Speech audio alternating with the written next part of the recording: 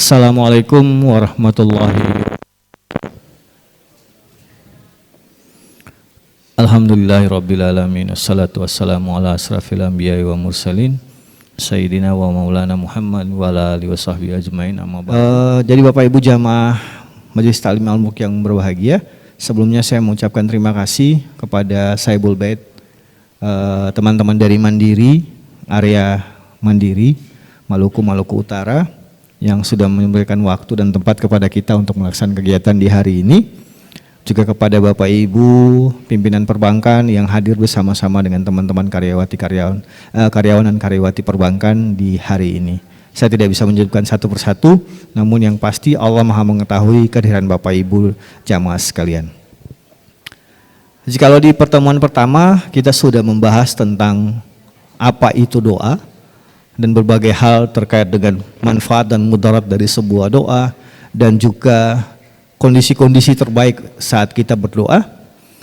Untuk kali ini kita akan masuk di sebuah kajian yang kalau saya lihat di slide-nya di sini ada kurang lebih 7 doa mohon ampunan kepada Allah yang akan kita tampilkan kepada Bapak Ibu.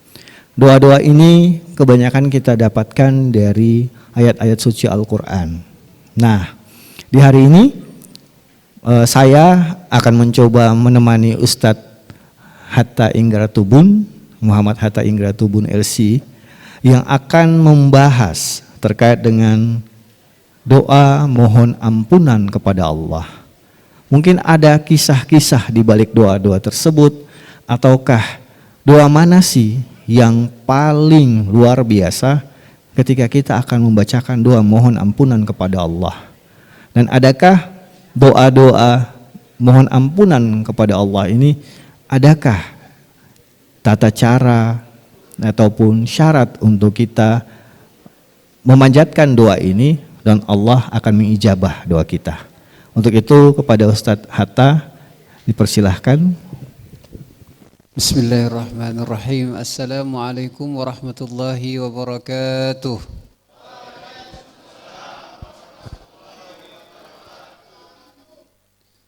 Alhamdulillah, nahmaduhu wa nasta'inuhu wa nastaghfiruh, wa na'udzu billahi min syururi anfusina wa min sayyiati a'malina. Innahu man yahdihillahu fahuwal muhtad wa may yudlilillahu falan tajida lahu waliyyan mursyida.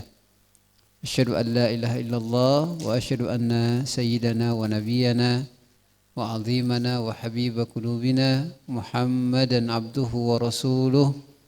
Allahumma salli wa sallim wa barik alaihi wa ala alihi wa sahbihi wa man tabi'a hudah wa salaka tariqahu ila yaumiddin, summa amma ba'du.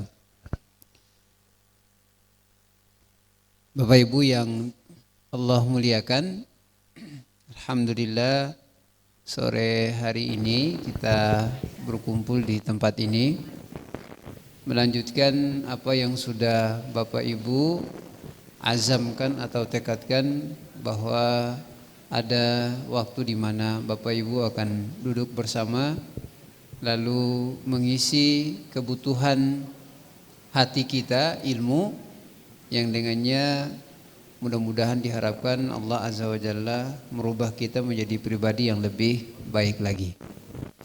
Bapak Ibu dirahmati Allah, ini hari Jumat ini biasanya nih kalau datang ini energi sudah habis dari pagi tadi. Tapi insya Allah kalau tadi Bang Fadli tadi menyebutkan tentang kebaikan yang banyak didapat ketika datang di majelis ilmu, dan itu benar adanya, sebab Rasulullah bilang man salaka tariqan yaltamisu fihi ilman sahhalallahu lahu al-jannah tariqan ilal jannah. Siapa yang keluar hendak untuk mengharapkan mendapatkan ilmu, maka Allah juga akan mudahkan dia untuk jalan menuju surga. Kalau di hadis yang lain Rasulullah bilang man kharaja, siapa yang keluar dari rumahnya niatnya untuk mendapatkan ilmu Allah Azza wa Jalla, maka fahuwa fi sabilillah, dia berada di jalan Allah. Jadi Bapak Ibu kalau datang di tempat ini lalu kemudian capek, capeknya itu dinilai sebagai capek fi sabilillah. Ngantuk pun kalau di sini ngantuknya juga luar biasa, ngantuknya ngantuk fi sabilillah. Status orang yang hadir di sini juga semuanya fi sabilillah.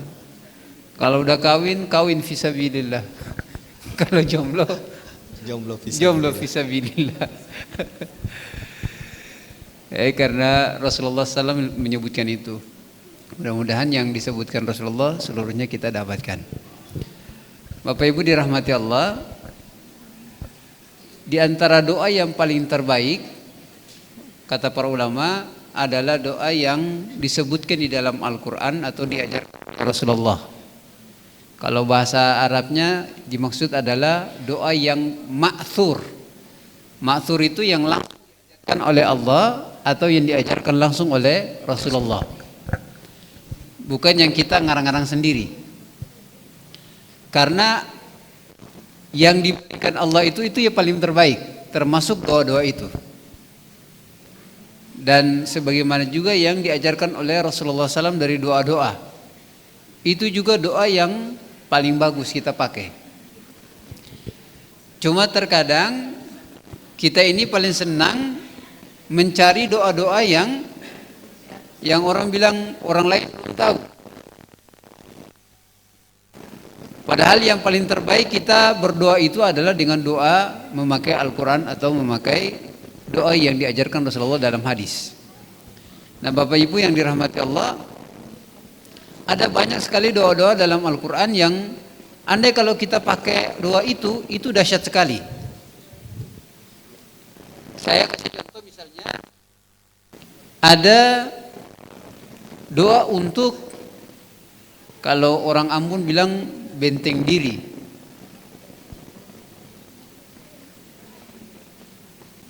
Doa ini nih, itu kalau dibacakan, mau sihir, mau ain, mau apapun itu tidak mampu untuk bisa menembus. Dan ini gampang sekali. Hanya saja memang kita ini, manusia ini paling senang mencari doa-doa yang ajaib-ajaib. Doa yang misalnya kalau kutung baca juga kutung saya mengerti akan dengan baik.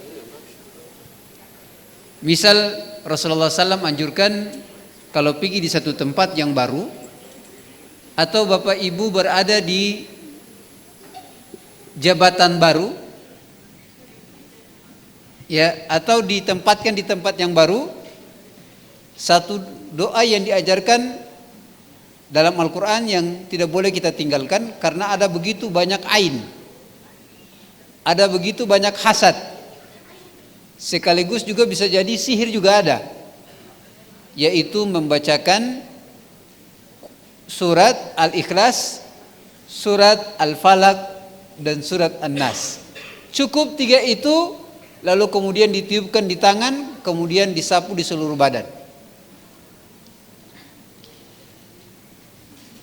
Dulu-dulu masih sebelum pergi sekolah biasanya dapat ajar pare kalau mau keluar rumah, ingatan baca doa ini supaya benteng diri ya. Kira-kira bagaimana Bapak? Biasanya doa-doa benteng diri yang biasa diajarkan orang tua itu bagaimana? Saya dari kampung kamu biasa dapatkan banyak itu. Ada Nur Muhammad sabla mana, itu tuh.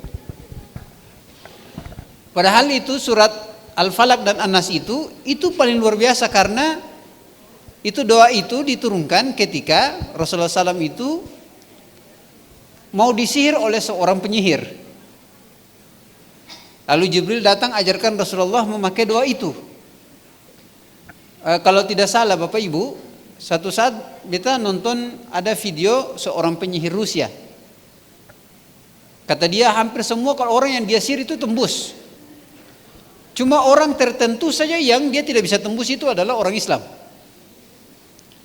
Tapi itu juga bisa tembus kecuali kalau ada orang yang membacakan beberapa surat. Dan dia sama sekali tidak tahu itu. Lalu mereka sebutkan surat yang dimaksudkan itu adalah surat Al-Falaq dan surat An-Nas.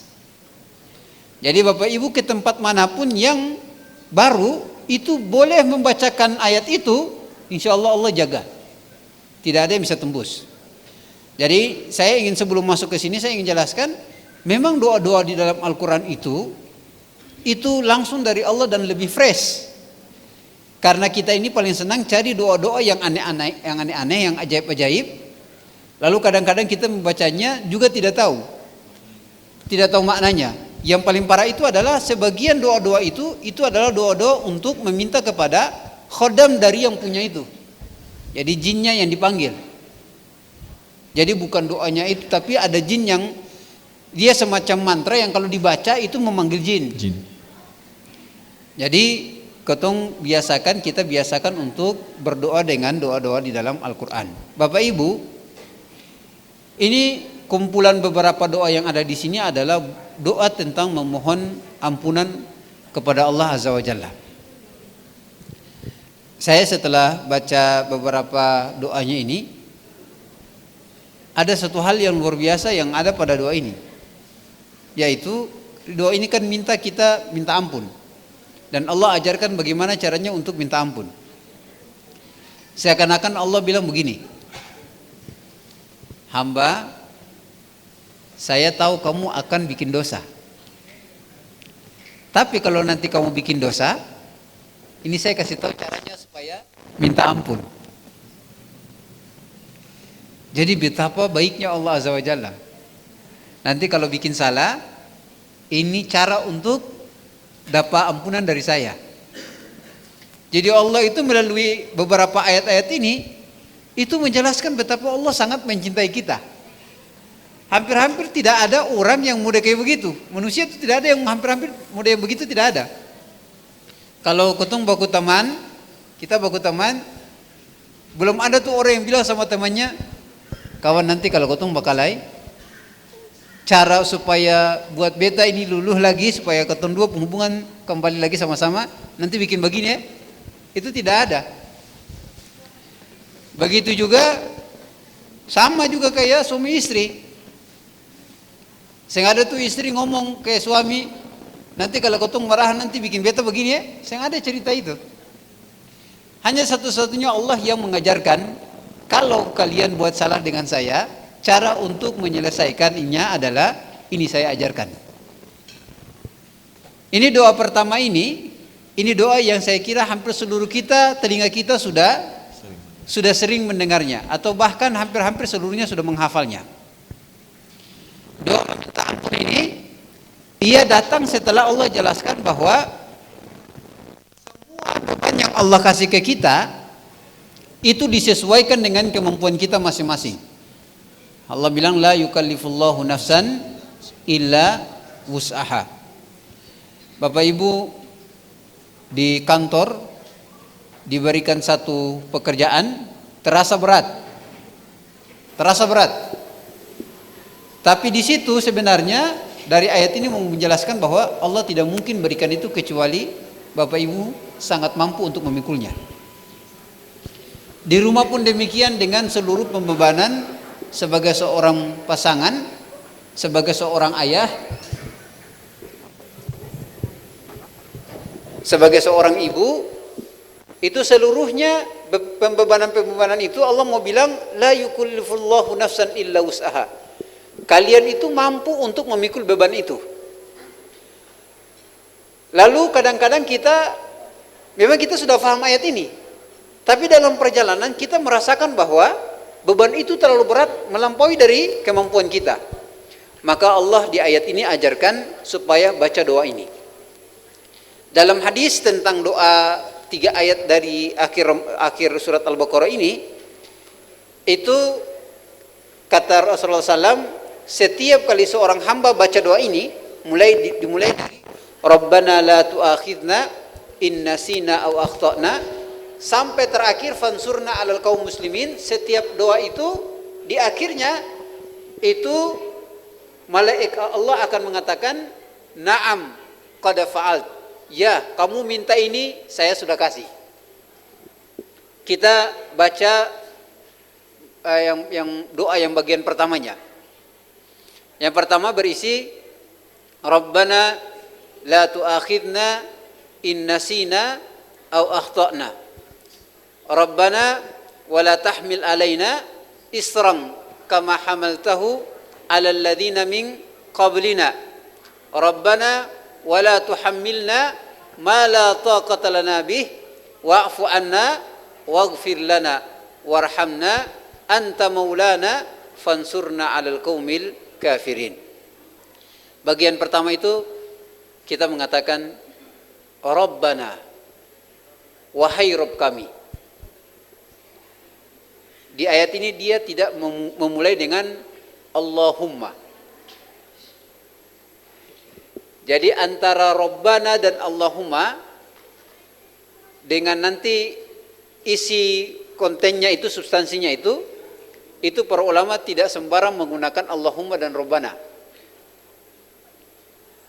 Kalau semua yang menggunakan Allahumma itu menegaskan tentang keesaan Allah, tentang ketuhanan Allah, keesaan. Sedangkan seluruh yang menyebutkan tentang Rabbana itu menjelaskan tentang kemahapengaturan Allah. Jadi Rabb itu artinya yang mengatur. Dan kita meminta kepada Allah dengan menggunakan kata Rabbana, sebab yang bagian setelah doa itu meminta kepada Allah sebagai Rabb-nya itu bisa merubah apa yang ada pada diri kita. Misal di sini disebutkan Rabbana la tu'akhidna. Ya Allah, jangan ambil kami atau jangan jadikan dosa pada kami. Padahal apa? Inna sinah, kalau kami ini lupa. Au akhtana, atau kami ini salah. Rasulullah bilang, setiap dosa yang dilakukan dalam keadaan nasina, lupa atau salah, itu Allah sudah mengangkat dosanya, itu tidak ada. Kata Rasulullah, innallaha wada'a ummati, Allah mengangkat dari umat ini an-nisyan wal khata. Kalau satu pekerjaan dilakukan dalam keadaan lupa, lalu kemudian dilakukan karena kesalahan yang dia tidak tahu, kemudian yang terakhir adalah wa mustakrihu alai, atau apa yang dia di situ dipaksa. Jadi tiga hal ini kalau ketong ada di situ, maka tidak ada dosa. Pertama dipaksa kata para ulama kalau di situ ada ancaman yang berkaitan dengan hidup kita atau orang-orang yang kita cintai. Kalau dipaksa untuk melakukan sebuah keburukan, maka dosa di situ dihilangkan. Yang kedua, kalau memang benar-benar kita itu lupa, tahu tapi lupa.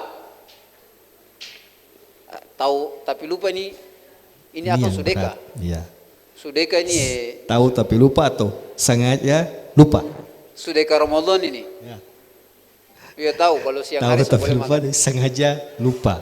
Iya makanya. Ini tipis nih Ustaz. Iya, makanya ayatnya menyebutkan inna sina, bukan sengaja perlupa, bukan. Memang betul-betul lupa. Jadi kalau dalam puasa makan karena lupa, lanjut. Makan satu piring, kemudian ya es buah satu gelas, selesai, lalu alhamdulillah, mangkola, alhamdulillah, tiba-tiba teringat, wih ini hari pertama puasa, bismillah jalan. Bismillah. Itu kelebihan umat ini. Jadi kalau lupa, jalan terus. Ataukah yang kedua adalah au akhtana. Dia tidak tahu hukumnya. Sesuatu yang tidak tahu hukumnya, dia sama sekali tidak ada sampai ke dia penjelasan tentang ini boleh atau tidak. Itu oleh Allah Azza wa Jalla diangkat dosanya. Makanya anak-anak masuk di sini tuh anak-anak mereka ada di posisi itu. Mereka tidak diberikan dosa karena belum sampai ke tingkat mereka mengetahuinya. ataukah memang karena dari awal memang belum sampai balik. Kita pun demikian, kalau kotong bikin sesuatu yang kotong sen tahu akan penghukum, itu dosanya di sisi Allah Azza wa Jalla itu dihilangkan. Ada kata para ulama nanti ya disesuaikan. Kalau dia hal-hal yang diketahui dalam agama ini secara darurat, maka itu tidak ada alasan bahwa oh ini karena kotong sen tahu akan pengilmu, tidak. Tapi kalau hal-hal yang agak sedikit mendetail yang kotong sen tahu itu tidak jadi masalah. Saya kasih contoh Bapak Ibu, ini cerita nyata di sebuah televisi, seorang ustadz ditanyakan tentang persoalan ini. Jadi ada seorang pemuda yang telepon kasih tanya sama syekhnya melalui televisi. Ya tanya syekh,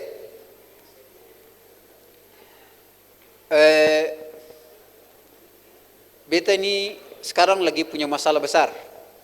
Syekh bilang, saya punya masalah besar bagaimana? Kata dia, syekh, beta menzinai seorang wanita.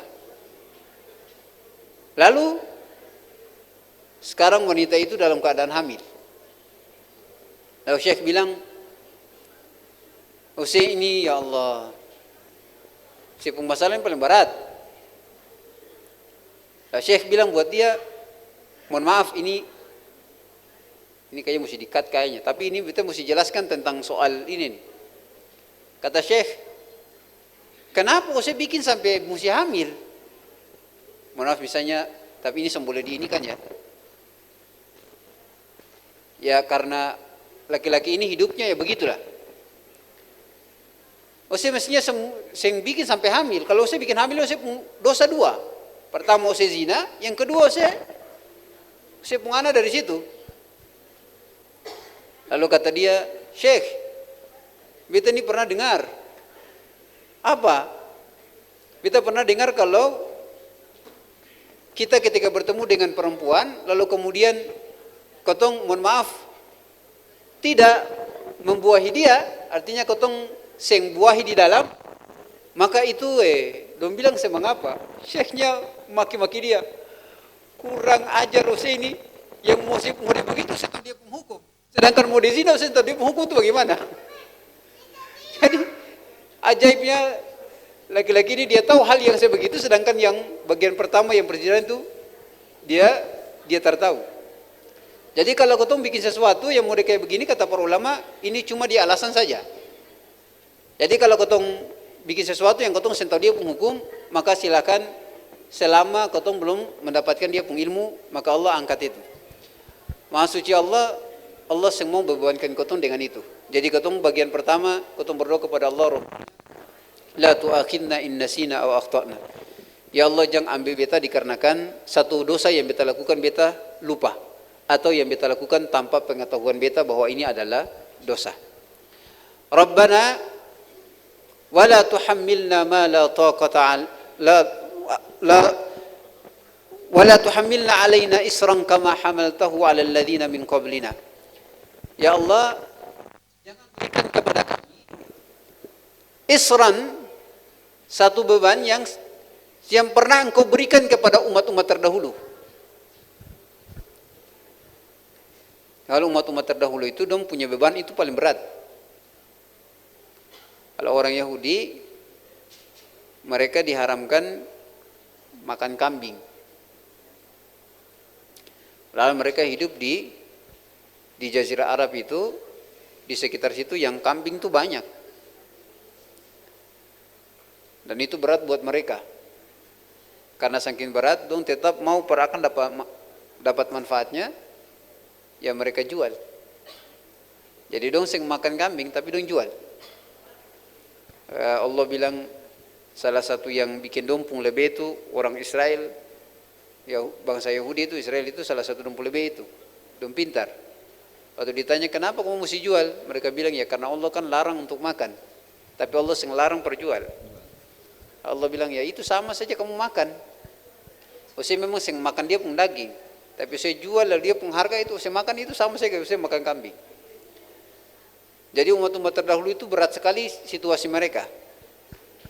Sedangkan umat ini, ketemu minta sama Allah supaya Allah tidak berikan beban yang berat kayak begitu. Lalu bagian terakhir, Rabbana la tuhammilna ma la taqata lana bih.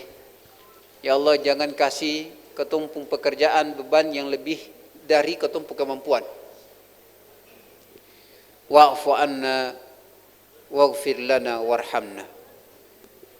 Ya Allah, ampuni kami. Wa'fu anna, ampuni kami, berikan maaf kepada kami dan ampunan kepada kami, warhamna, dan sayangi kami.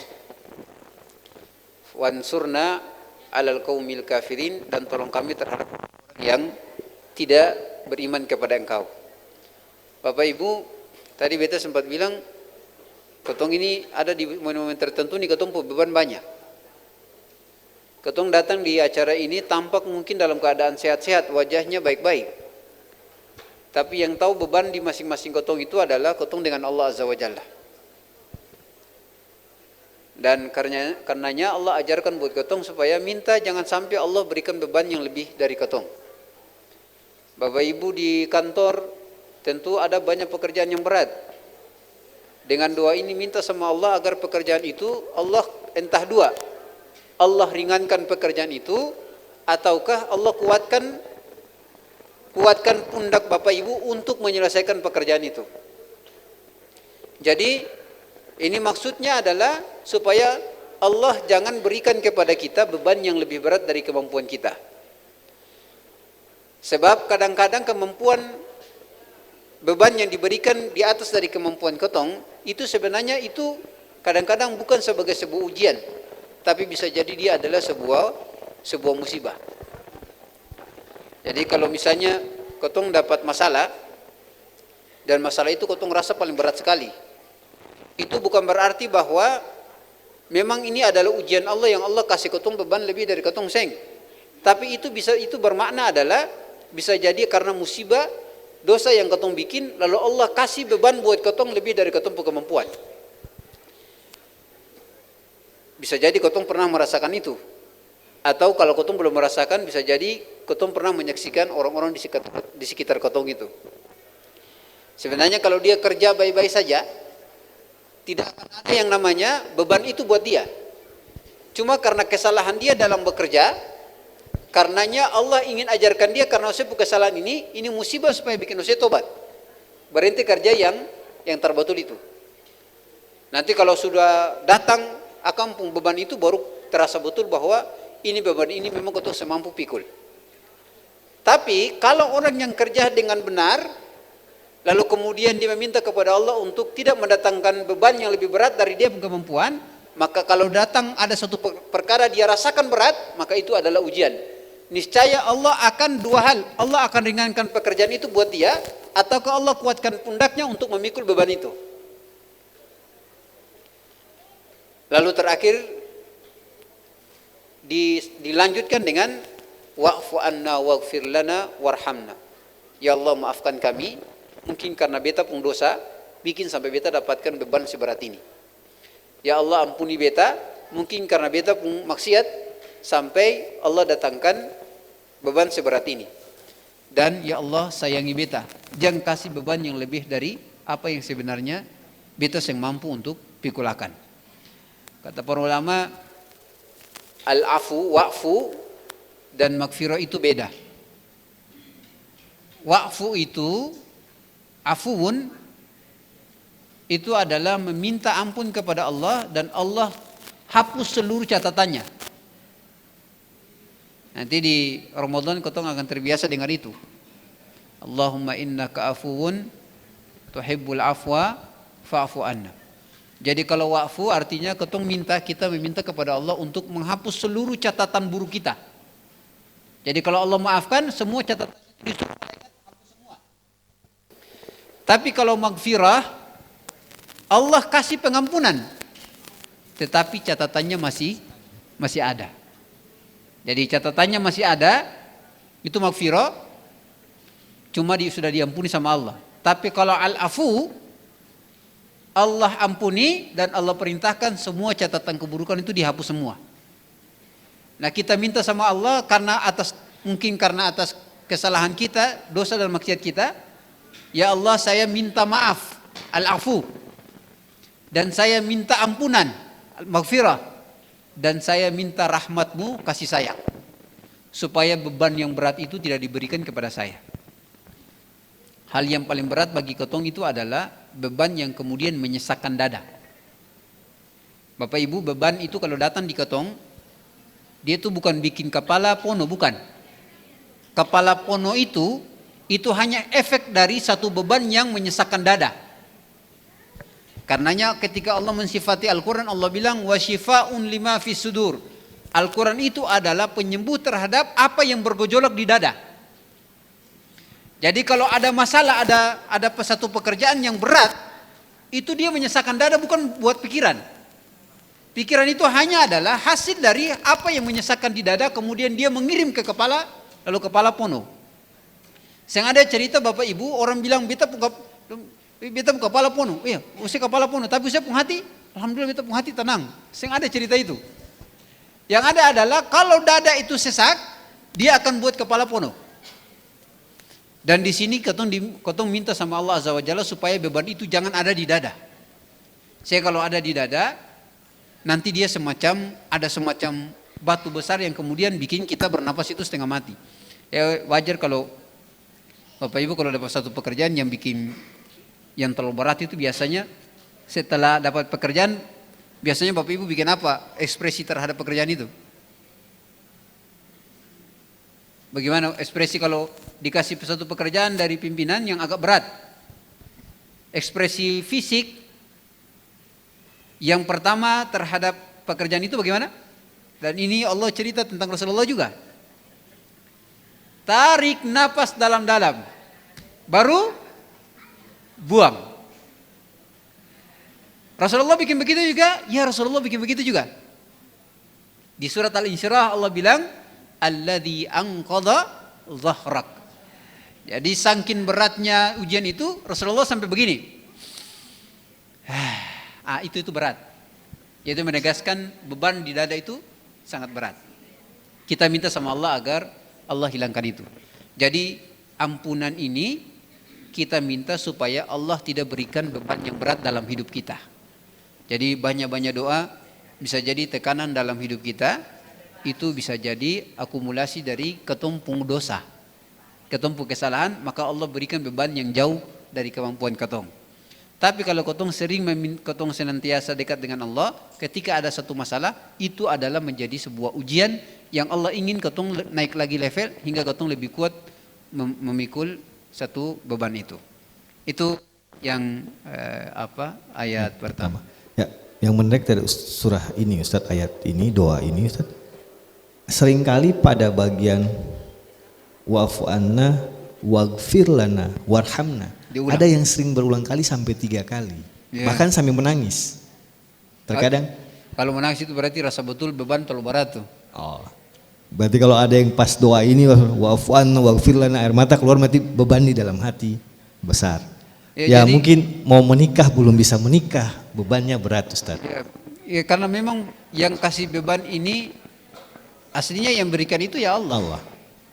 Yang bisa mengeluarkan beban itu adalah Allah. Makanya ayatnya itu pakai Rabbana karena yang maha mengatur. Yang mengatur pakai sifat Allah Rabb. Karena ini bicara tentang Allah hilangkan beban. Dan sifat mengatur itu melekat pada kata Rabb, bukan kata Allahumma. Karena Rabb itulah maka ketong berdoa Rabbana wala tuhammilna ma la taqata lana bih.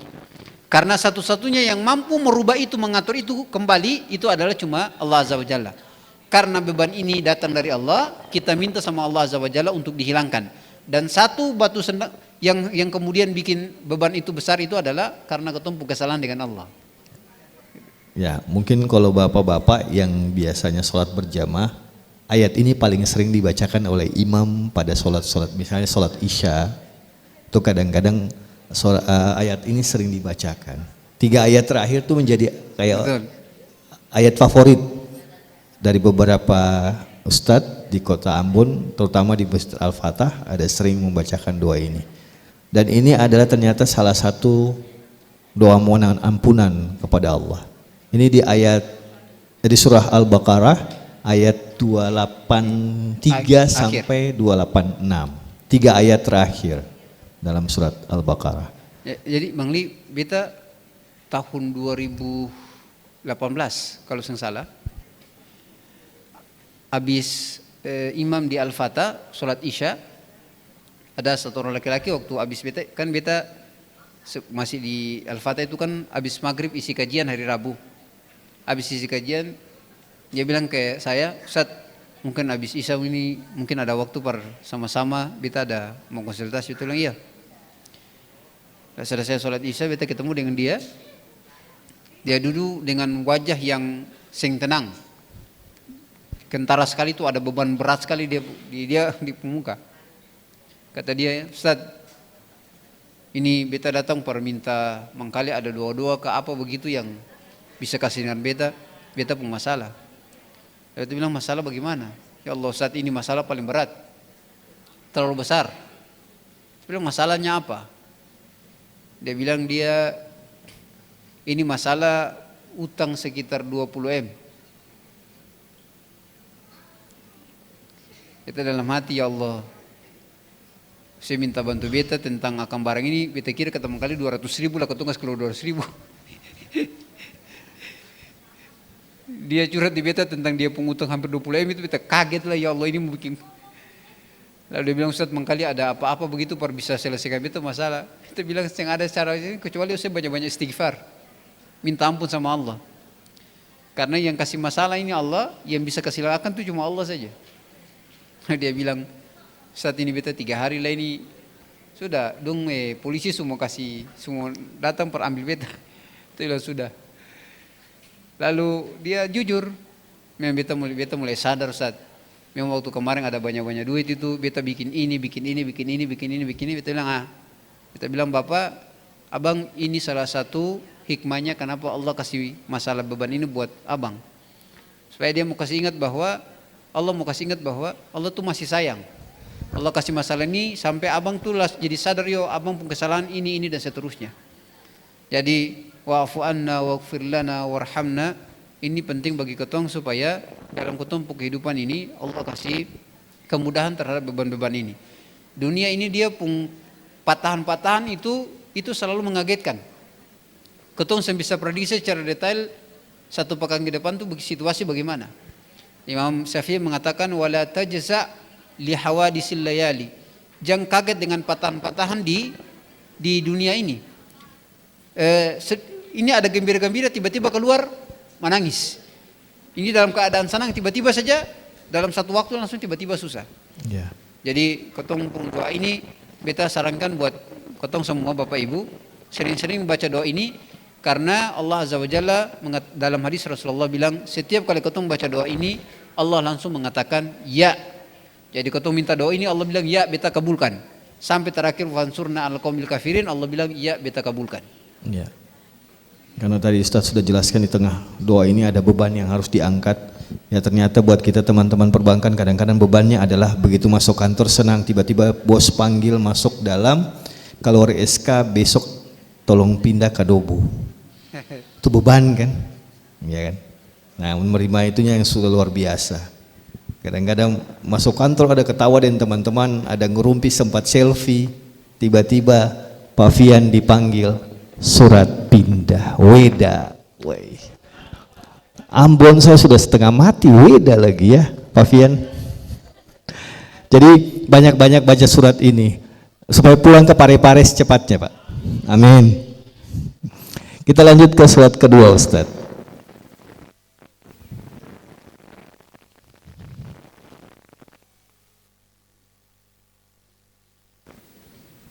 Ya, ini di surat Al-Imran ya Ustaz. Bagaimana dengan surat ini Ustaz? Jadi surat ini Allah ceritakan tentang beberapa orang-orang yang Allah Azza wa Jalla berikan nikmat dan Allah puji mereka. Sampai nanti setelah ayat ini ada 2 ayat setelahnya itu Allah jelaskan tentang satu ayat juga yang biasa kau dengarkan, syahidallahu annahu la ilaha illa huwa wal malaikatu dan wa ulul ilmi qa'iman bil qist itu. Jadi di sini Allah ajarkan kita untuk mengatakan alladzina yaquluna rabbana ighfir lana, alladzina yaquluna rabbana innana amanna faghfir lana dzunubana wa qina adzabannar. Orang-orang yang senantiasa berdoa kepada Allah, ya Allah sesungguhnya kami ini beriman, maka ampunilah dosa-dosa kami dan lindungi kami dari api neraka. Kalau ditanya kenapa ketong mesti minta ampun, maka jawabannya karena ketong ini semua yakin dengan baik setelah kehidupan ini ada kehidupan yang lain. Dan ketong yakin betul ada yang namanya surga dan neraka itu hak, itu benar. Dan kesalahan-kesalahan yang ketong bikin itu bisa saja mengakibatkan ketong Allah masukkan ke dalam neraka. Jadi permintaan maghfirah itu secara psikis akan membuat ketong lebih lega di dunia ini, sekaligus juga di akhirat ketong akan selamat dari Allah masukkan ketong di dalam neraka itu. Jadi Allah masukkan ke dalam surga. Inti dari ketong meminta maghfirah ampunan Allah, salah satu tiket dasarnya itu adalah beriman kepada Allah. Nanti ada beberapa ayat yang sama juga yang melandasi maghfirah itu dilandaskan dengan iman. Jadi iman yang ada pada diri ketong itu tiket dasar supaya dapat ampunan. Kalau yang nanti ada di yang bagian bawah lagi sampai menyebutkan innana sami'na munadiyan lil iman. Jadi Allah mau bilang seberapa banyak pun usia pun dosa, seberapa banyak pun dosa yang kita buat, selama di ketong pun hati ini masih beriman kepada Allah, lalu ketong minta ampun, Allah ampuni. Dalam hadis qudsi Allah bilang, ya bani Adam, wahai anak Adam, lau balagha dzunubaka ananas sama. Wahai anak Adam, andai kalau dosa-dosamu itu terlalu banyak sampai kemudian tingginya itu sampai batas langit. Lalu kemudian summa astaghfartani, lalu engkau minta ampun kepadaku, ghafartu laka wala ubali. Saya akan ampuni engkau dan saya tidak pusing dengan begitu banyak dosa. Jadi syarat utama untuk mendapatkan maghfirah itu adalah kapan kita di dalam hati kita ini masih yakin kalau ditanya Tuhanmu siapa? Tuhan saya itu masih Allah. Jangan sampai ada yang bilang beta ini kayaknya karena banyak dosa jadi kayaknya semusah minta ampun kayaknya Allah yang ampuni beta. Semboleh begitu, semboleh vonis diri begitu. Jadi selama ketumpung iman di dada, minta ampun saja sama Allah, bahkan dalam keadaan bikin maksiat, angkat tangan berdoa, ya Allah, beta ada bikin maksiat ini, ampuni beta. Kotong tahu di posisi mana di mana Allah itu akan berikan hidayah buat kotong sehingga kotong itu dialihkan dari keburukan itu ke kebaikan. Yang paling intinya itu adalah berhusnuzon, berprasangka baik dengan Allah Azza wa Jalla. Kotong itu kalau seputus asa dengan Allah itu paling bahaya. Kalau seputus asa dengan Allah, kayaknya beta pun dosa ini terlalu besar. Dosa seluas, setinggi bagaimanapun, sejahat bagaimanapun, yang penting dia itu masih beriman sama Allah, minta ampun, Allah ampuni. Nanti kalau di ayat yang lain menyebutkan, kalau kotong sudah menyekutukan Allah, itu jangan harap Allah mau ampuni. Kecuali Allah ampuni itu kalau kotong taubatun nasuha, kembali lagi memperbarui kotong syahadat, baru kemudian Allah ampuni. Tapi selama kotong tidak menyekutukan Allah, tidak usah khawatir dengan kotong dosa-dosa yang banyak itu. Datang sama Allah, minta ampun, Allah terima. Kalau kotong manusia memang sekali, dua kali, tiga kali, sekali dua kali, ya masih iya. Tapi kalau sudah 3 kali, ya saya ini kasih SP1, SP2, SP3 pulang tinggal rumah. Nah, SP3 pulang tuh. Tapi Allah tidak. Sebanyak apapun kesalahan yang kotong bikin, bahkan baru habis minta ini nih, minta ampun ini, baru selesai lalu hati suplang, tiba-tiba ketemu dengan barang ini lagi, bikin lagi. Dan kata para ulama, kalau bikin dosa, minta ampun lalu kemudian selesai itu beberapa waktu yang bikin, tiba-tiba dia kembali lalu bikin, habis bikin, minta ampun sama Allah lagi. Allah yang pernah bosan buat ketongpar, Allah kasih ampunan itu. Jadi bukan berarti beta bilang supaya bikin maksiat terus, bukan. Selama ketong masih beriman kepada Allah, seburuk apapun ketong pendosa maksiat yang ketong bikin, tidak usah khawatir untuk minta ampun sama Allah, Allah pasti akan terima. Nah, yang bagian terakhir itu Allah bilang, waqina adzabannar. lindungi kami dari siksa api neraka. Masya Allah, api neraka ini kalau di surat Al-A'raf Allah bilang jangankan dong masuk. Wa idza surifat, dumpung kepala itu orang-orang penduduk surga itu awalnya dong semua lihat neraka. Cuma Allah pengen supaya dong merasakan betapa nikmatnya di surga.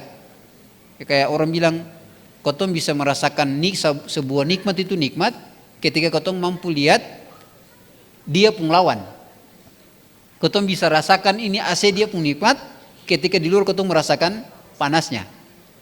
Nah di surat Al-A'raf itu Allah sempat bikin seluruh kepala orang-orang penduduk surga itu dialihkan ke penduduk neraka. Wa idza surifat absaruhum, Allah palingkan wajah mereka. Jadi dong seng mau sebenarnya, tapi Allah yang bikin kepalanya tuh semua ke arah penduduk neraka.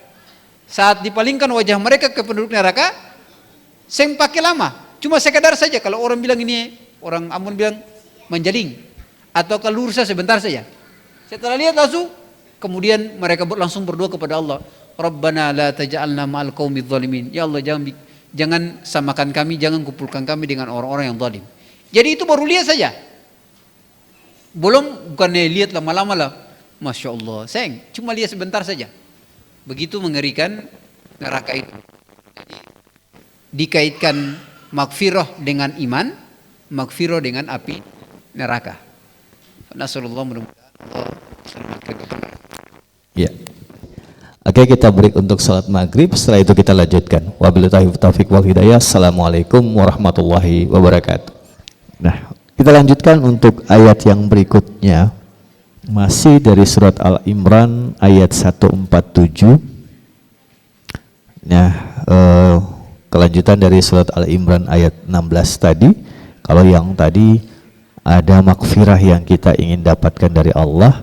Nah, untuk ayat yang ke 147 ini bagaimana Ustadz? Di ayat yang 147 ini kita minta maghfirah ampunan dari Allah itu sekaligus disebutkan ada satu sifat yang buruk ditambahkan di sini, yaitu al-israf atau berlebih-lebihan. Ya, kalau bahasa anak muda ya hal-hal yang lebay. Dan doanya Rabbana ighfir lana dzunubana wa israfana fi amrina wa tsabbit aqdamana wansurna 'alal qaumil kafirin. Jadi kita minta Allah ampuni kita hal-hal yang berlebihan pada kita, baik dalam aktivitas kita, pekerjaan kita, atau waktu-waktu senggang kita di mana kita bercanda dengan teman-teman atau bahkan dengan keluarga. Yang berlebihan itu kadang-kadang dia mendatangkan hal-hal yang menyakitkan. Kalau kita sering menyebutkan dengan bercanda yang berlebihan. Karena bercanda berlebihan kadang-kadang membuat beberapa orang yang hatinya terluka. Jadi ayat ini mengajarkan kita untuk berdoa kepada Allah, jangan lupa juga hal-hal yang berlebihan itu. Mungkin kita sudah paham betul saat berinteraksi, kita paham ini masih dalam koridor, tapi bagi di hadapan Allah, di mata Allah, bisa jadi itu adalah pekerjaan yang berlebihan. Dan yang berlebihan itu ketika terlalu banyak pada diri kita, dia akan menggoyahkan kaki kita.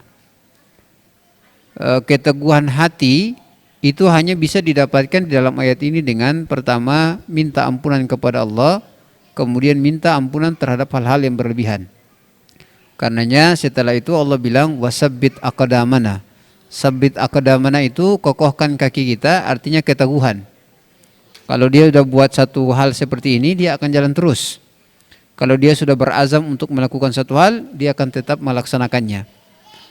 Pekerjaan-pekerjaan kita ketika Allah sabbit aqdamana, Allah kokohkan kaki, kita tidak mudah goyah. Tapi kalau kaki kita ini itu cuma kiasan saja. Kaki itu cuma kiasan. Kaki itu kiasan dari kemampuan kita untuk menghadapi persoalan di hadapan kita. Jadi dapat ampunan lalu digugurkan semua berlebihan, itu semakin mengokohkan diri kita untuk menghadapi sebesar apapun masalah di hadapan kita. Lalu ditutup dengan wansurna al qaumil kafirin. Dan kalau ada orang-orang yang tidak beriman kepada Allah yang ingin mendatangkan sesuatu yang buruk kepada kita, ya Allah tolong kami atas mereka. Kalau saya fahami, tidak hanya sekedar itu, bisa jadi dalam pekerjaan-pekerjaan kita ada orang yang berniat buruk atau ada orang yang hasad dan lain sebagainya. Wansurna al qaumil kafirin itu dalam rangka supaya pekerjaan kita bisa tercapai. Dan orang-orang yang ingin untuk menghalangi pekerjaan itu, Allah Azza wa Jalla cukupkan kita dari mereka. Nah itu maksud dari Rabbana ighfir lana dzunubana wa israfana fi amrina wa tsabbit aqdamana wansurna 'alal qaumil kafirin. Kalau ada merasa ini ada dapat satu pekerjaan baru, beban baru, jangan lupa saat sholat pun berdoa seperti ini supaya Allah tetap teguhkan hati kita untuk memikul beban itu, pekerjaan itu. Ya, begitu Bang. Jadi dalam doa ini memang beban-beban yang selalu kita dapatkan dalam aktivitas pekerjaan kita, terutama sebagai seorang bengkel, itu luar biasa. Seperti Pak Fadli ya. Oh ya. Sehari di Ambon, 13 hari di luar Ambon Pak ya. Seharinya di Ambon aja, 13 harinya tuh keliling-keliling ya. Padahal jalan-jalan, tapi ternyata berat ya Pak ya. Berat menikmati perjalanan. Mungkin yang sama disampaikan Ustadz, mungkin dalam sholat kita mungkin bisa mendoakan diri kita dengan doa-doa seperti ini supaya kita juga terlepas dari beban-beban yang cukup memberatkan di dunia pekerjaan kita. Nah, Ustadz, sebelum kita lanjut, ada beberapa ayat dalam doa-doa kita keseharian itu tidak selamanya adalah doa yang dilantunkan oleh Rasulullah. Ada yang memang ayat langsung dari Allah, tapi juga ada cerita-cerita dari orang-orang tertentu, nabi-nabi terdahulu misalnya. Kayak ayat-ayat ini kan kebanyakan dalam surat Al-Imran. Nah, Al-Imran ini kan sebenarnya dia bukan nabi, seorang ulama, hamba soleh, bukan ulama malah ya. Namun kenapa di dalam ayat-ayatnya, dalam surahnya itu banyak ayat-ayat yang berkaitan dengan doa-doa. Ya, itu apakah memang bercerita memang tentang kehidupan seorang Imran itu, ataukah bagaimana? Jadi Ali Imran ini karena saking solehnya, beberapa kata-kata dia itu Allah abadikan. Jadi orang soleh itu kesolehan dia itu tidak hanya untuk diri dia, tapi berefek buat orang-orang di sekitar dia. Termasuk kayak Ali Imran yang beberapa kata-katanya itu Allah abadikan. Tidak hanya Ali Imran, tapi Luqmanul Hakim pun demikian. Luqmanul Hakim itu seluruh kata-kata dia yang bijak itu, yang penuh hikmah itu Allah abadikan di dalam Al-Quran, yang mengisyaratkan bahwa memang kita itu bisa mengambil doa dari orang-orang soleh, baik yang orang-orang soleh yang sudah meninggal atau orang-orang yang sekarang, yang mereka ajarkan doa, selama doa itu dia tidak menyalahi apa-apa yang menjadi dasar di dalam Islam. Jadi kalau dia ajarkan, ada jadi ulama yang atau orang soleh yang ajarkan coba baca doa ini, dia misalnya manjur, misalnya ada kesulitan, coba baca ini, mudah-mudahan bisa. Itu kita boleh untuk mengamalkan itu. Karena pertama karena mereka sendiri sudah merasakannya. Jadi Ali Imran ketika beberapa doa yang ada dalam Al-Quran yang diabadikan itu bisa kita gunakan meskipun awalnya adalah doa yang dilantunkan oleh seorang hamba soleh. Tapi ketika Allah ambil lalu kemudian Allah letakkan dalam Al-Quran, itu menjadi doa yang ma'thur yang Allah senang sekali. Jadi seorang hamba soleh yang kata-katanya keluar dari lisan dia, itu Allah jadikan sebagai doa yang ma'thur untuk mendengar doa tersebut. Ya, baik Ustadz. Berarti kita akan lanjutkan untuk surat yang berikutnya di surat Al-Imran ayat 193 ya. Iya. Ya. Ayat ini doanya juga ini doa yang familiar juga di telinga kita. Rabbana innana sami'na munadiyan yunadi lil imani an aminu bi rabbikum fa amanna. Rabbana ighfir lana dzunubana wa kaffir 'anna sayyi'atina wa tawaffana ma'al abrar. Ada beberapa hal yang ditambahkan di sini. Ada juga yang masih sama dengan sebelumnya, yaitu dasar untuk Allah menerima doa kita itu adalah beriman. Dan doa ini bagusnya adalah dia mengawali dengan menyebutkan, ya Allah, kami ini sudah beriman terhadap seruan yang pernah diserukan oleh seseorang. Seseorang di sini maksudnya adalah Rasulullah sallallahu alaihi wasallam yang meminta kepada kami untuk beriman kepada Rabb kami, lalu kami beriman. Ya Allah, karena iman kami dengan itu, maka ampunilah dosa-dosa kami. Wa kaffir 'anna sayyi'atina, gugurkan seluruh keburukan-keburukan kami. Wa tawaffana ma'al abrar, dan matikan kami bersama dengan orang-orang yang baik. Bapak Ibu dirahmati Allah, wa tawaffana ma'al abrar itu punya dua makna. Pertama, dimatikan dengan cara yang sama dengan orang-orang beriman, orang-orang yang berbakti terdahulu, yang mereka meninggal itu diakhiri dengan amalan-amalan yang baik. Bapak Ibu kotong ini tidak bisa menentukan kapan kotong mati. Tapi kita itu bisa menentukan bagaimana cara kita meninggal. Tinggal masing-masing kita yang mau meninggal. Ini kotong sadar kasih kotong meninggal ini. Bapak Ibu, beta setelah masuk kepala ampa, ini sekarang baru kepala ampa. Baru saja.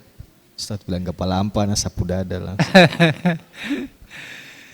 Baru merasakan, Masya Allah, kepala ampa ini sudah lewat dari setengah dari usia yang ininya. Tolongnya sebut kepala ampa Ustaz, soalnya anak kepala 5.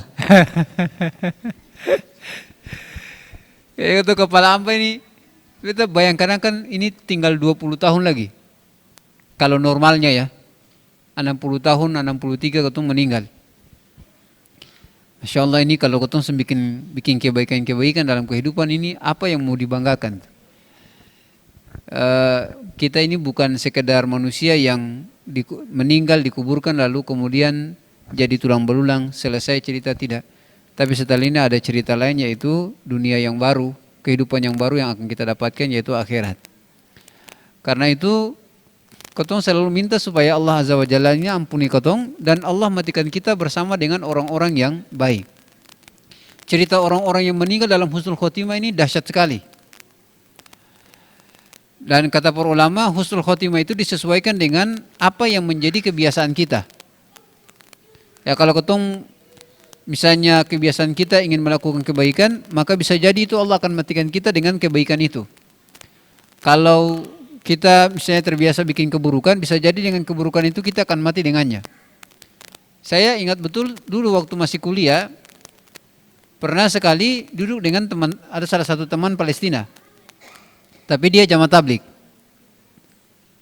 Jadi ketong kalau pas waktu ujian, itu jalan di depan itu biasanya dibikin pada jadi lapangan main bola, gawang mini. Kebetulan di samping kotong biasa duduk untuk tunggu baku ganti, itu ada botol, isinya tuh air. Dan itu mungkin sudah sekitar 2 atau 3 pekan. Lalu dia bilang ke saya, Muhammad, Bapak Ibu beta kalau di Mesir saya ada yang panggil beta Hatta. Karena Hatta itu dari sisi artinya saya ada makna. Hatta itu artinya sehingga apa? Jadi hatta itu artinya sehingga atau sampai. Jadi sengaja orang panggil sampai, sengaja. Jadi di Mesir itu dong saya panggil beta hatta, dong panggil beta Muhammad. Kalau Muhammad jelas, tapi kalau hatta dia bilang, saya kalau pakai nama hatta ini terjelas. Ketong hatta apa? Sampai di mana begitu? Dia bilang, Muhammad, ini botol ini kira-kira sudah 2 pekan yang lalu. Isinya ini air. Demi Allah, Muhammad, ini kalau 1 tahun berikutnya airnya masih di dalam botol ini, saya kalau kasih tumpahkan juga tetap masih dalam bentuk air.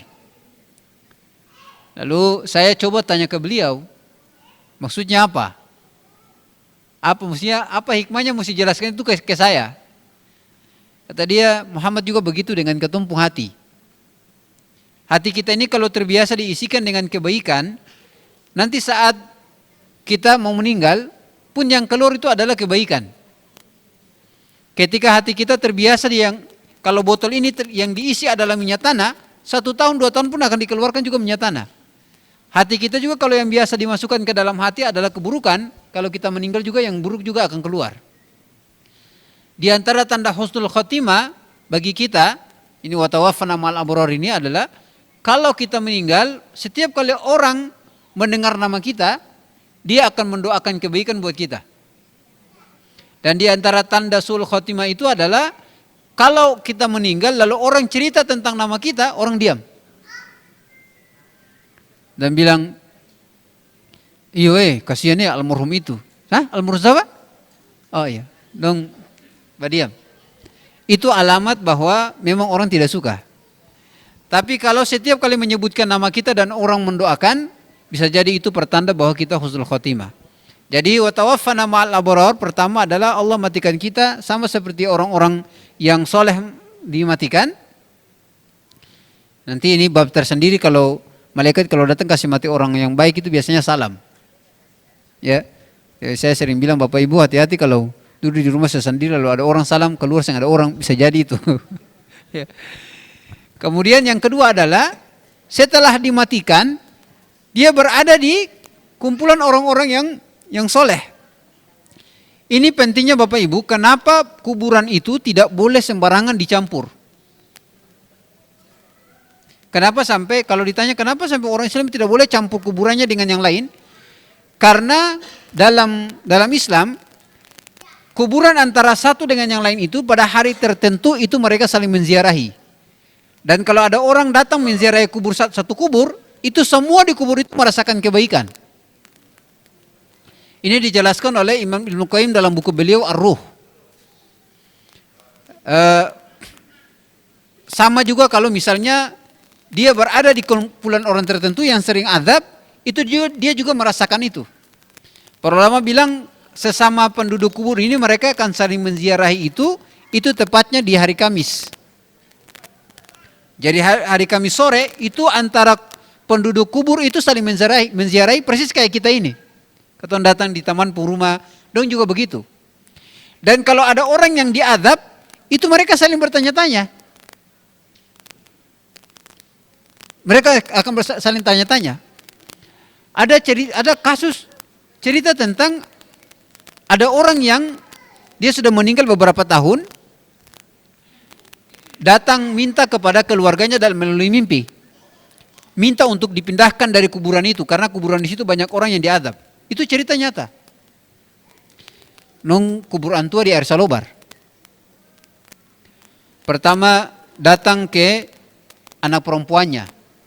Besok anak perempuannya cerita buat kakak-kakaknya, bilang bapak kemarin tadi malam itu datang minta ke saya untuk kas pindah antua dari situ. Cuma kayaknya dong anggap mungkin karena ini cuma bunga, dianggapnya mungkin bunga tidur, dibiarkan. 1 bulan berikutnya, salah satu kakak laki-laki mimpi lagi dengan yang sama, minta supaya bapaknya itu dikeluarkan dari situ. Ini tepatnya di Air Salobar. Lalu sudah, apa yang terjadi? Dia bilang sudah kalau ini karena sudah 2 kali, ini ya, 2 kali mimpi, lalu sudah dong. Kita ketemu ambil antua.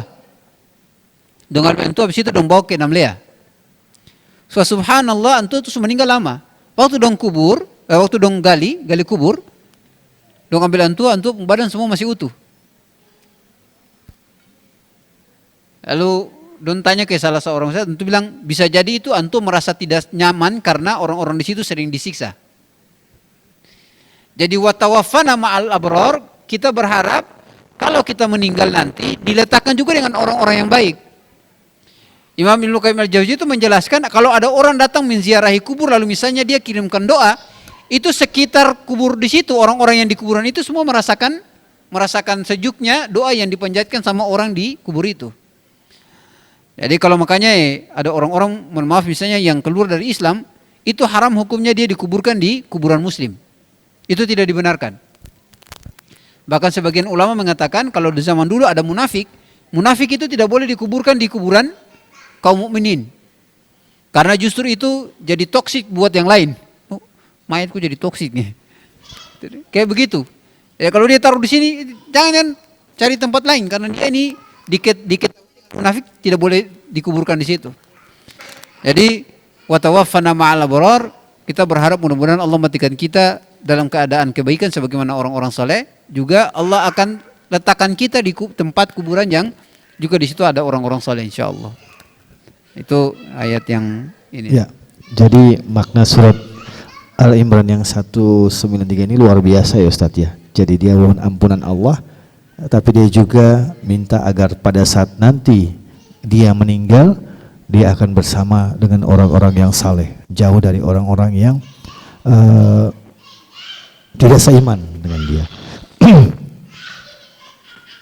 Selanjutnya kita ke surat berikutnya Ustadz. Kalau doa yang ini masih sama dengan yang paling pertama, yaitu menggabungkan maghfirah dengan rahmat. Jadi yaquluna rabbana amanna faghfir lana warhamna.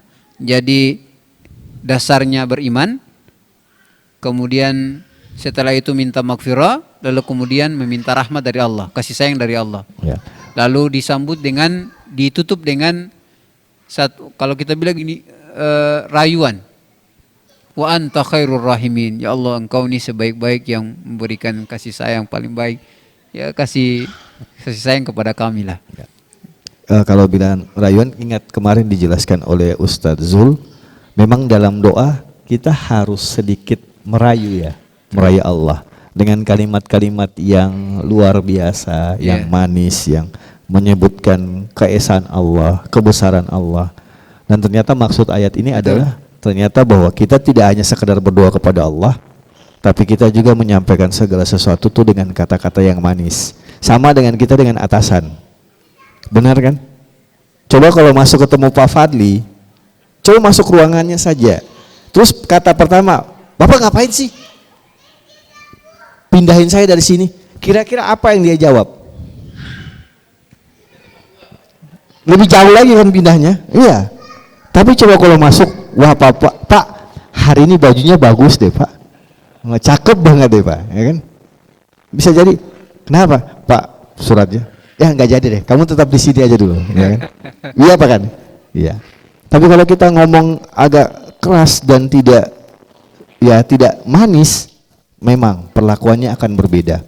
Dan ini memang disampaikan oleh Ustadz Zul kemarin bahwa dalam berdoa kepada Allah pun kita harus merayu. Ya kan? Sama kayak pasangan.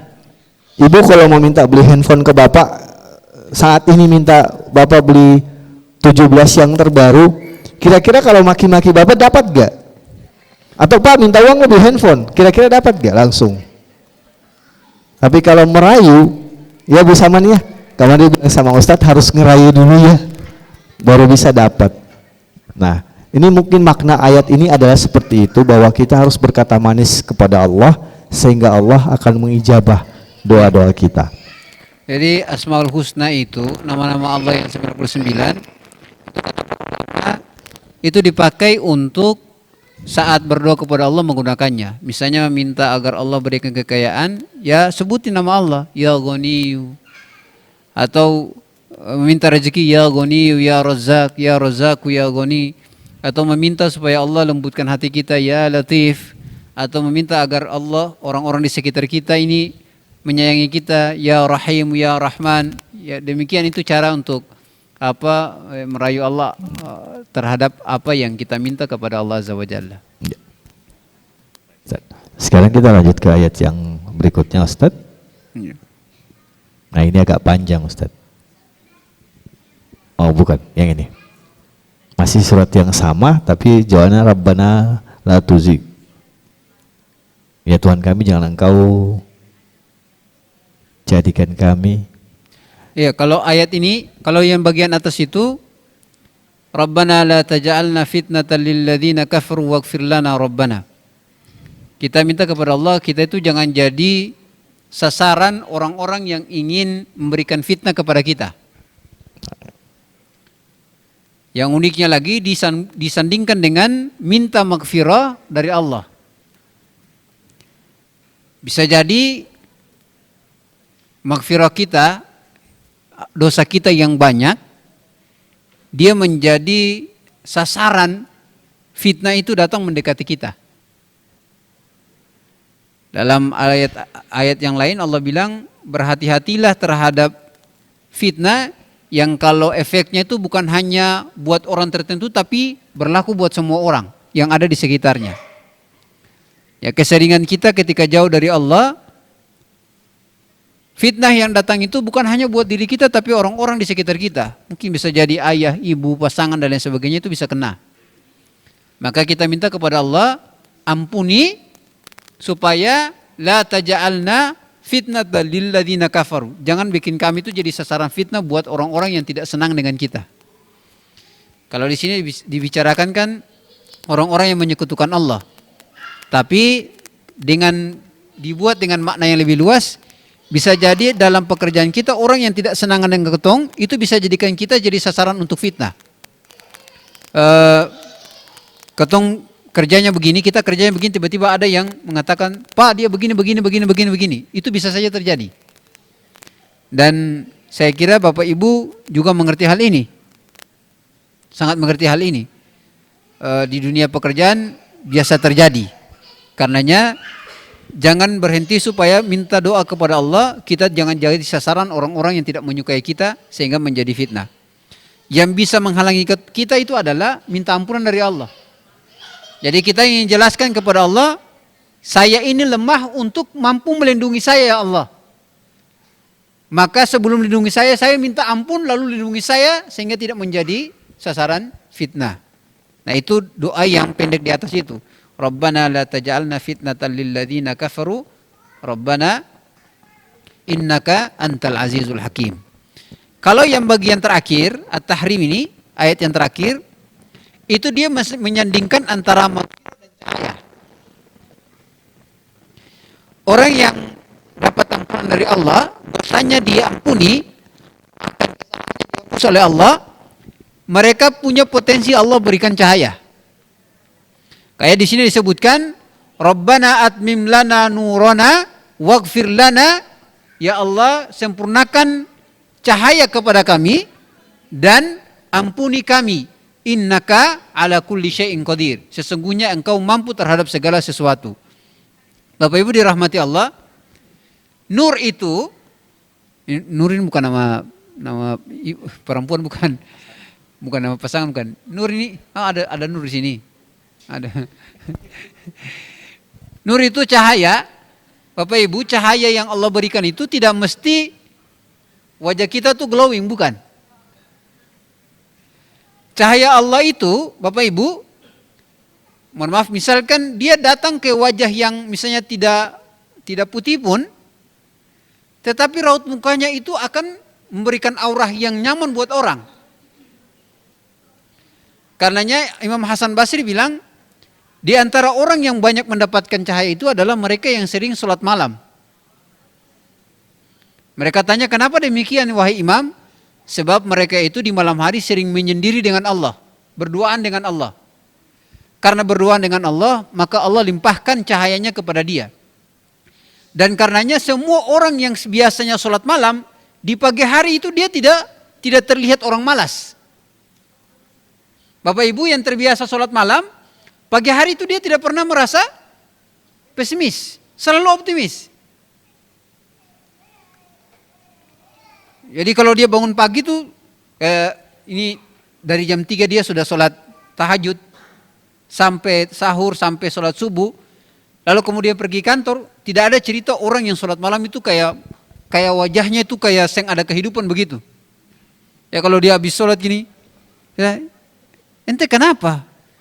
Ya, dia menyesal hidup. Hidup ini bagaimana? Ini seng ada cerita. Orang yang biasa sholat malam itu, hidupnya itu selalu optimis. Dan kalau orang dekat-dekat dia, itu cahaya karena dia sering qiyamul lail itu, sering sholat malam itu berikan aura positif buat orang. Vibe-nya itu dengan dia tuh selalu baik. Tapi kan ada orang yang, mohon maaf, biar wajahnya putih lah, kalau semuncul, dia kembali. Vibe-nya itu bawaannya tuh negatif sekali. Tapi ada orang yang ya karena Allah berikan cahaya itu, Allah ampuni dia, Allah berikan cahaya, dia duduk dengan orang kalau dengar cerita dia, kata-kata dia pun, itu orang senang karena kata-katanya kalau keluar dari lisan itu difilter dengan baik. Kalau orang Arab bilang ta'athur bin nasiha, kata-kata dia itu bau harum. Ya, bukan hanya itu, enak sekali didengar karena dia diseleksi baik-baik, difilter mana kata-kata yang pantas untuk dikasih keluar. Tapi kalau kata-kata yang difilter ini kan, masya Allah, ya sampai di hati itu kayak ya sakit sekali. Ya dia bilang ini mulu racun memang. Jadi pada Allah, Bapak Ibu, efek dari kita meminta ampun dari Allah itu adalah Allah akan sempurnakan cahaya kita. Jadi ayat terakhir ini di mana kaum mukminin mengatakan yaquluna rabbana atmim lana nurana waghfir lana. Ya Allah, sempurnakan cahaya kami dan juga ampuni dosa-dosa kami. Innaka ala kulli syai'in qadir. Sesungguhnya Engkau mampu terhadap segala sesuatu. Dampaknya nanti paling jelas itu di hari kiamat nanti. Kalau di hari kiamat orang-orang yang mendapatkan cahaya ini itu masing-masing ketong nanti di hari kiamat itu punya cahaya beda-beda. Ada yang cahayanya terang sekali, ada yang menyala mati, ya, ada yang mulai remang-remang, ada yang mulai ya tinggal berapa watt. Pada Rasulullah mudah-mudahan atmim lana nurana, Allah sempurnakan cahaya buat kita. Ketong pengen hanya cahaya di dunia ini, tapi kita juga pengen cahaya di akhirat. Tambah lagi kalau membaca doa yang diajarkan Rasulullah SAW terkait dengan cahaya ini, itu ketika bangun subuh mau berjalan ke masjid, itu ada doa yang Rasulullah ajarkan. Nanti Bapak Ibu silakan cari saja doa perjalanan dari rumah ke masjid saat subuh. Itu Rasulullah SAW berdoa, Allahumma ja'alli nura, ya Allah jadikan kepadaku cahaya. Waja'al an yamini nura, jadikan di samping kanan saya itu cahaya. Waja'al yasari nura, jadikan di samping kiri saya cahaya. Di depan saya cahaya, di atas saya cahaya, di bawah saya cahaya, dan khususkan kepadaku cahaya. Saking begitu luar biasanya Rasulullah ajarkan kita untuk meminta cahaya dari Allah Azza wa Jalla. Begitu. Berarti ini yang ke masjid sholat subuh. Ya. Kalau sama yang di rumah sih boleh. Jadi mulai besok sholat subuh Pak di masjid. Siapa tahu cepat dapat surat pindahnya. Pak. Ya karena doanya itu dari masjid ke ini, dari rumah ke masjid. Nah boleh itu kalau mau pergi dari rumah ke masjid berdoa, apa saja termasuk tadi doa minta nur itu, termasuk juga minta hal-hal yang menjadi hajat kehidupan kita di dunia. Karena perjalanan yang paling terbaik itu adalah, kata para ulama ada dua perjalanan yang paling luar biasa yang dilalui oleh seorang mukmin. Pertama di waktu Isya, dan yang kedua di waktu subuh. Karena dua perjalanan ini adalah perjalanan di waktu gelap. Dan yang paling berat itu adalah subuh. Rasulullah menyebutkan dua sholat yang paling berat buat orang-orang munafik itu adalah sholat Isya dan sholat subuh. Sholat Isya itu karena sudah terlalu aktivitas yang berat, kita sudah mulai ngantuk, ketika diminta untuk sholat itu orang enggan. Dan yang lebih berat lagi di waktu subuh itu, karena kita bangun di waktu yang mustajab. Dalam perjalanan rumah ke masjid itu, kalau boleh tidak hanya meminta tadi doa tadi, tapi minta kepada Allah hajat kita yang bersifat duniawi juga minta. Nah, itu biasanya insya Allah waktu-waktu yang sangat mustajab bagi kita. Termasuk minta tadi dipindahkan itu, ya, dikembalikan ke tempat di mana mulainya, kampung halaman. Ini doa yang terakhir Ustaz, dan ini lumayan panjang. Ya.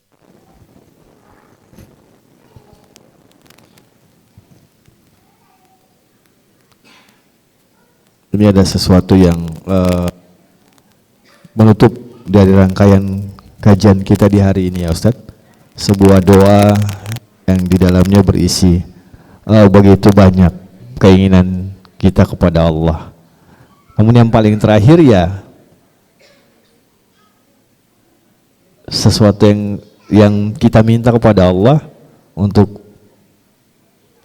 Allah mengampuni kita dan memberikan kita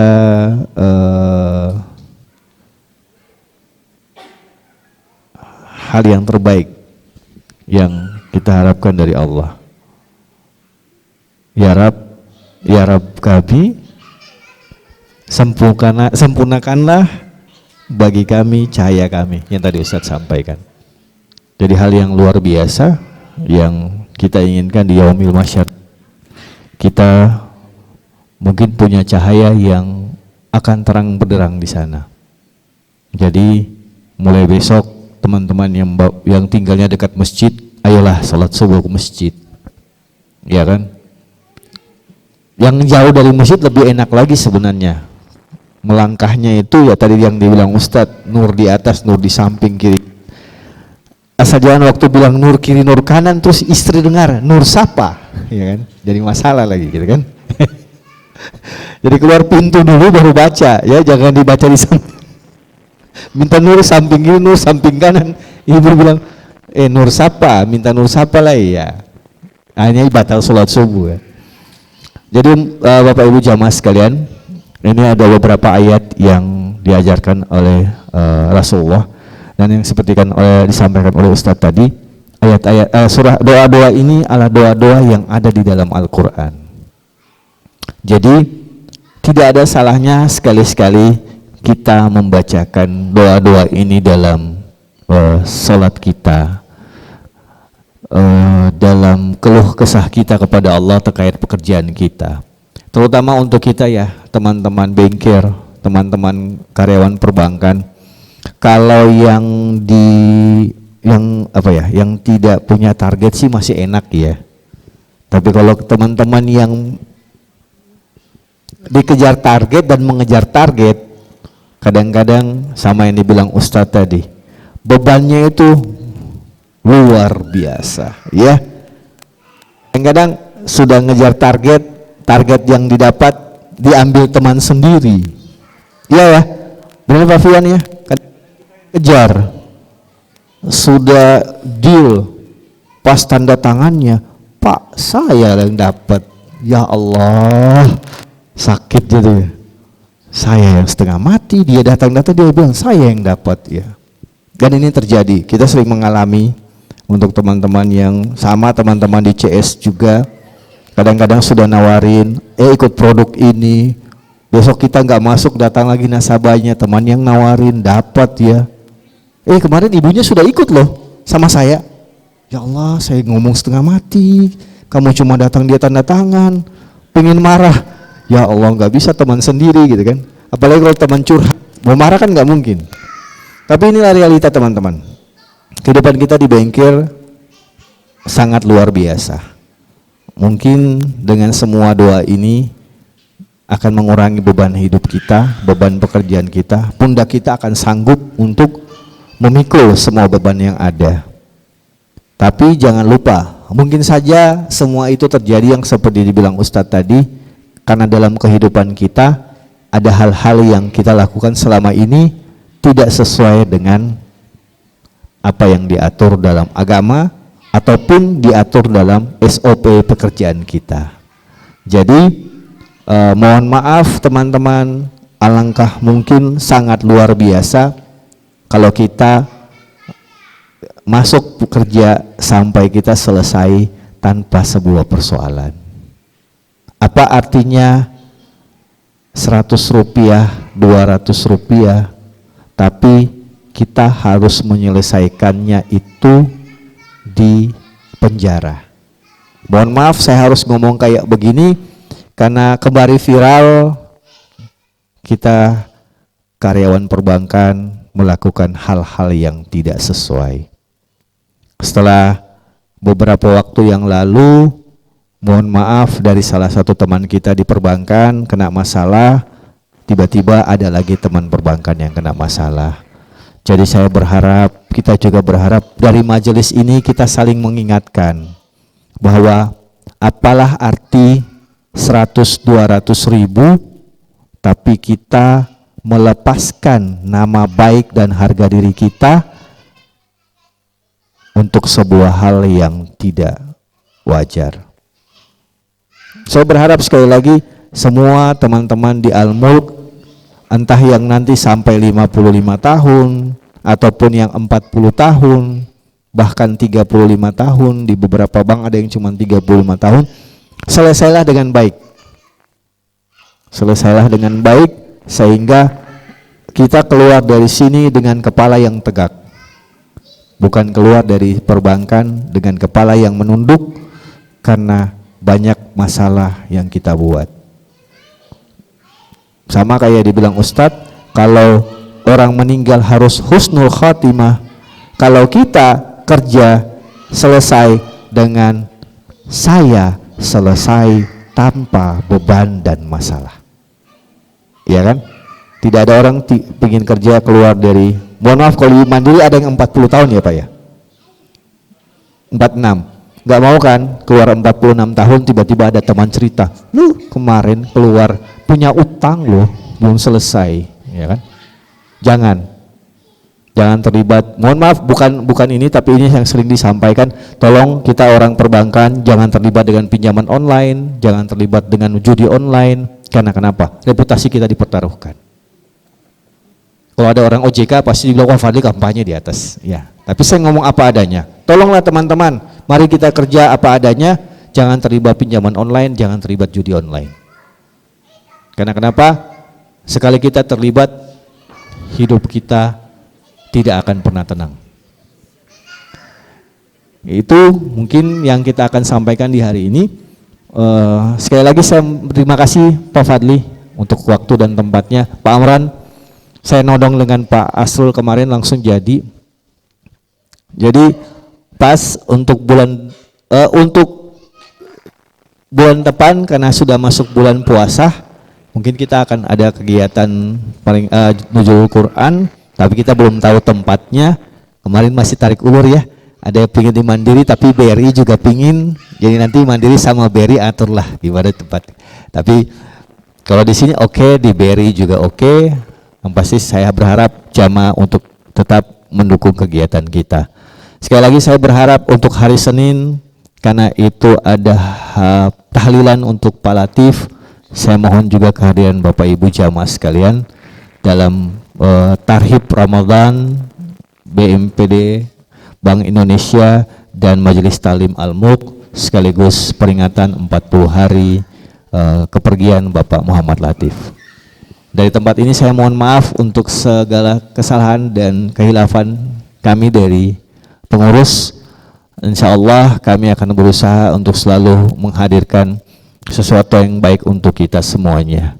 Kita tutup kajian kita ini dengan doa dari Ustadz Hatta. Semoga kita akan mendapatkan pahala atas kehadiran kita di tempat ini. Silakan Ustaz. Bapak Ibu, mari kita mulai dengan membacakan suratul Fatihah. Diniatkan mudah-mudahan agenda kita hari ini ada agenda yang berbuah keberkahan dan kebaikan pada diri kita dan keluarga kita, teman-teman seluruhnya di kantor, di perbankan seluruhnya. Ala hadhihi niyya wa ala kulli niyatin salihah. Al-Fatihah. A'udzu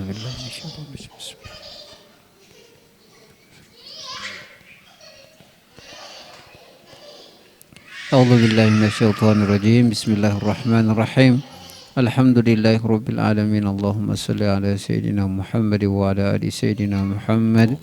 Allahumma ja'al jam'ana hadha jam'an marhuma wa tafarruqna min ba'dihi tafarruqan ma'suma.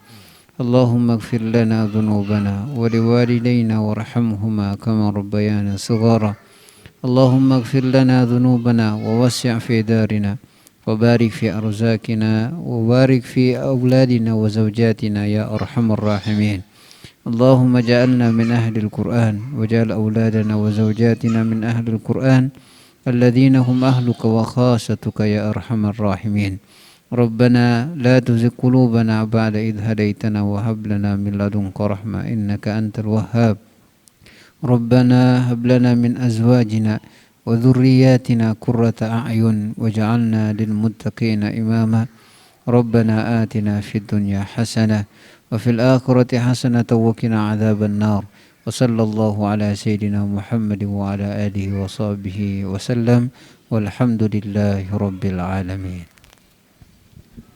Baik, terima kasih. Kita akhiri dengan wabillahi taufiq. Wassalamualaikum warahmatullahi wabarakatuh.